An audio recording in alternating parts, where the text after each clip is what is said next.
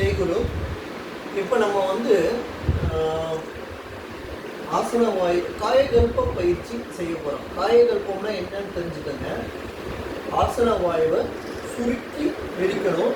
இந்த மாதிரி வந்து நம்ம ஒரு 18 முறை சுருக்கி விரிக்கணும். எப்படி பசுமாடு பின்னாடி பார்த்துக்கிட்டிங்கன்னா பாத்ரூம் போனதுக்கப்புறம் சுருக்கி விரிக்கும், அதே மாதிரி தான் அந்த ஆசன வாயுவை நம்ம சுருக்கி விரிக்கணும். இப்படி 18 முறை செஞ்சதுக்கப்புறம் நாக்கு உள்நோக்கி மடித்து வைக்கணும். மடித்து வச்சுக்கிட்டு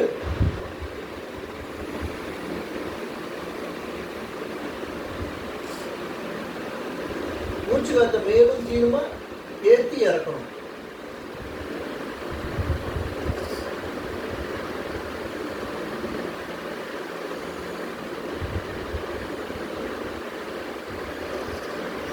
இப்படி 21 முறை மேலும் கீழே ஏற்றி இறக்கணும்.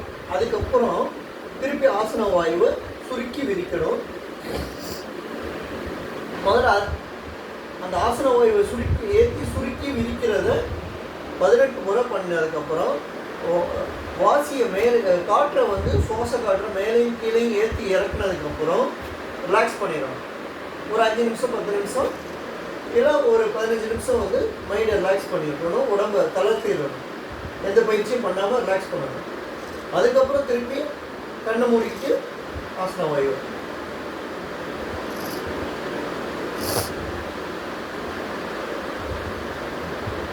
அப்படி செஞ்சுட்டு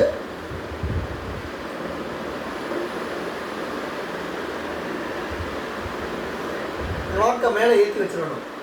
உள்நாக்கு வரையா கொண்டு போயிடணும்.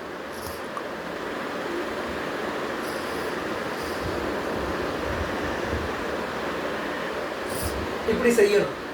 இப்படி செய்யும் போது வாயு மேலே ஏற்றி இறக்கும் போது நம்ம குண்டலினி எல்லாத்தையும் மேலே ஏற்றி இறக்குவோம்.